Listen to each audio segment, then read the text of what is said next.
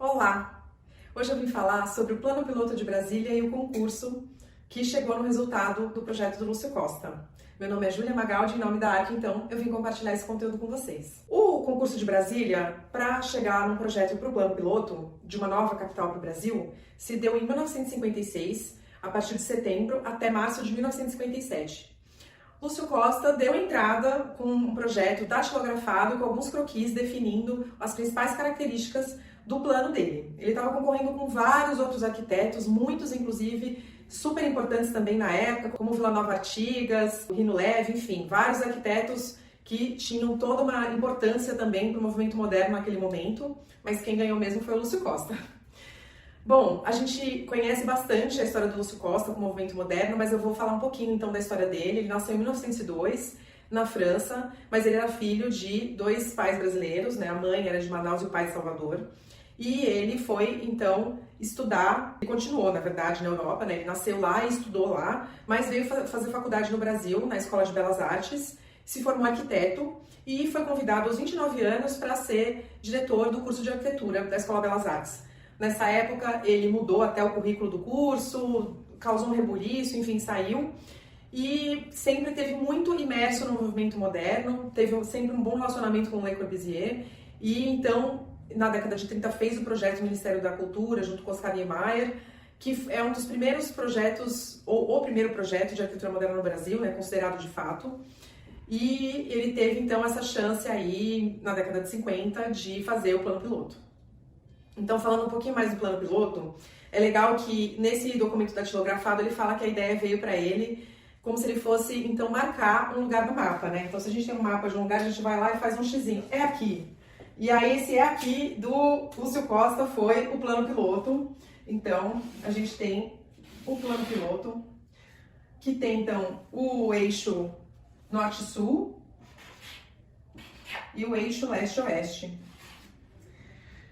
A partir desse X, ele acabou desenvolvendo, então, o plano de urbanização de Brasília, sempre setorizando por zonas. Então, o eixo norte-sul, ele tinha, primeiro, que o eixo era um eixo de circulação para carros, em desnível, para que não tivesse cruzamento, então era para ser uma via expressa, assim também como o eixo monumental, que é o leste-oeste.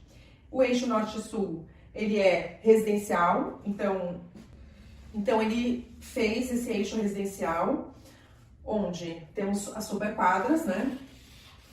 Que tem 300 por 300 e um cinturão verde,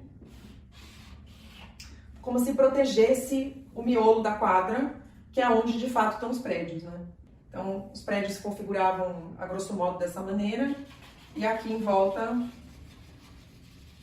tinha esse cinturão verde com árvores, arbustos, enfim, era uma área verde. A ideia era que fosse realmente uma cidade super arborizada.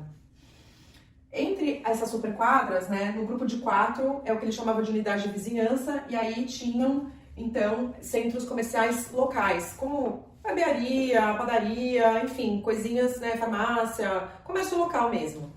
Agora, o centro comercial, de fato, era no cruzamento do eixo monumental, além de hotelaria e também dos centros culturais, né, teatro, cinema e tudo mais.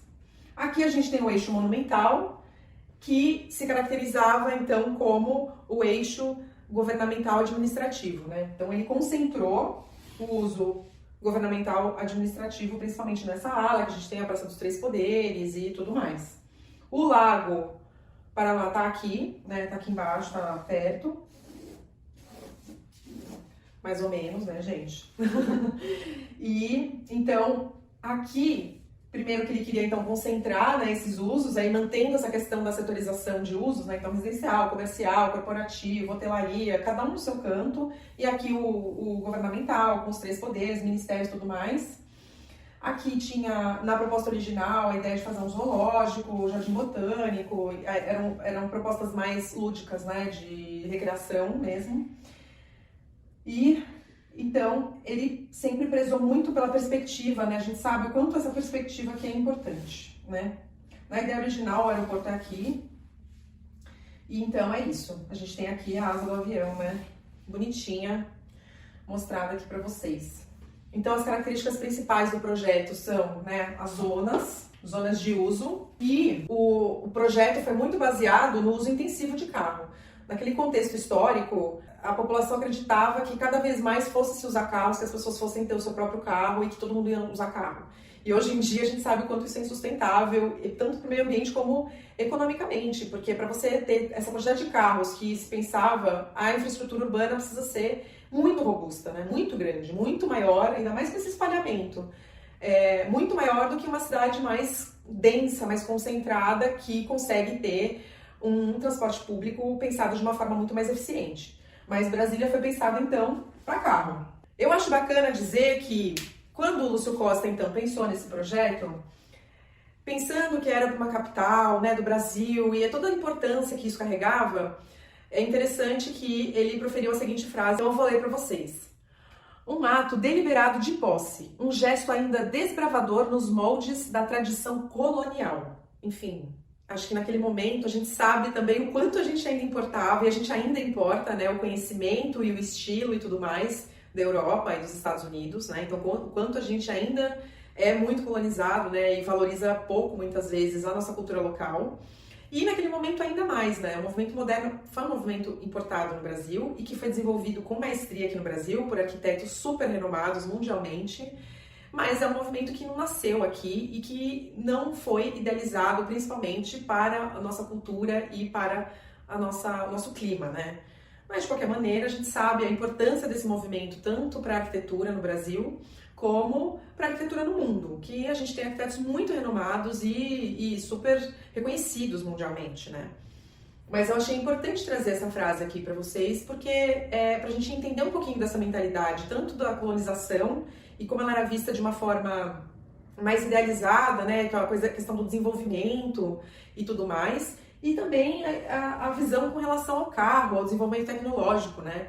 A gente tinha, né, o povo brasileiro e a gente acreditava muito ainda, 100% que as tecnologias iam resolver todos os nossos problemas, né? E a gente precisa dar uns passinhos para trás nesse sentido. Outro ponto interessante do concurso é que o Lúcio Costa, nesse documento datilografado que ele deu entrada para o concurso, ele se apresentou como um consultor, um maquis de urbanismo. O que ele quis dizer com isso? O fato dele não ter um escritório próprio fazer com que ele não tivesse a estrutura e a energia necessários para conseguir, de fato, implementar, fazer um projeto executivo e desenvolver mais minuciosamente esse projeto. E é aí que o Oscar Niemeyer entra no plano piloto. Eles já tinham feito outras parcerias juntos e, então, o Oscar Niemeyer entrou a partir desse momento que o Lúcio Costa ganhou o plano piloto e o Oscar Niemeyer desenvolveu a questão arquitetônica mais minuciosa e mais plástica, né? Então, se a gente pega a Catedral de Brasília, por exemplo, ela é uma obra de arte, né? Isso é um fator importante dentro de Brasília, é que apesar de ter algumas questões que não são funcionais, ainda assim, Brasília tem uma importância para aquela época, não só como experimental, que a gente colocou em prática, então, a Carta de Atenas, que foi a síntese que o Le Corbusier desenhou como o que seria o urbanismo ideal, né? E a Brasília é uma síntese disso, executada, digamos assim, ou deveria ser, pelo menos. E, ao mesmo tempo, a questão da plasticidade, da estética, foi muito, muito importante na execução desse projeto, né? Então, a gente tem, como eu disse, a Catedral de Brasília, tem a Praça dos Três Poderes, tudo isso são elementos que têm uma importância plástica super importante, que a gente enxerga a arquitetura não apenas como seguir uma função que tem que estar ali por um propósito funcional, mas também ela tem uma importância dentro da arte, né, como um evento, né? A gente tem exemplos de arquitetura no mundo que são construções que são obras de arte, e Brasília entra nesse rol também, com os seus edifícios emblemáticos e também com o próprio urbanismo, que é totalmente diferenciado. E aí tem todos esses fatores positivos, mas temos os fatores negativos em decorrência desse experimento, né? Claro, porque é um tipo de urbanismo que nunca tinha sido implementado do zero. Então, hoje a gente encontra vários problemas em relação a esse zoneamento, então que as pessoas têm que fazer deslocamentos muito grandes para conseguirem chegar nos lugares. Então, e aí isso está totalmente relacionado com o carro, né? Então, o uso do carro é central em Brasília e isso é totalmente insustentável, como eu já tinha dito antes. Esses são dois problemas importantes, além de as pessoas não conseguirem usar tanto a rua por conta dessa escala, né? Então, a gente tem uma questão aqui de falta de uso do espaço público, como aquela rua que tem umas lojinhas e tudo mais. Não existe isso em Brasília por conta das superquadras, né? Tem os centrinhos comerciais, mas não, é uma coisa bem focada, não é uma coisa espalhada. Ainda assim, todas as pessoas que eu conheci que moram em Brasília amam. Tem uma outra questão que é importante também trazer, é que o plano piloto, ele é muito engessado, né? Ainda mais depois que foi tombado em 1987, não tem uma previsão, não foi pensada uma previsão de ampliação desse plano piloto. Então hoje a gente tem uma cidade que foi planejada para 500 mil pessoas e hoje ela é ocupada por quase 4 milhões de pessoas. Então a gente tem uma série de cidades satélites que também tem que fazer um deslocamento enorme para chegar no plano piloto. E isso se torna uma questão muito disfuncional e que não conversa, né? A cidade ela não conversa com o entorno dela, né? Então isso é uma questão importante também de trazer do plano piloto, é que ele não foi pensado para uma ampliação, para uma cidade ficar maior do que 500 mil pessoas, que realmente acho que ninguém podia prever uma coisa dessas. Bom, o que eu queria então trazer para vocês hoje era um pouquinho do concurso, do Lúcio Costa, do plano piloto e de algumas características mais importantes de Brasília. Se você curtiu esse conteúdo, dá um like e segue a gente lá no Instagram. Até a próxima!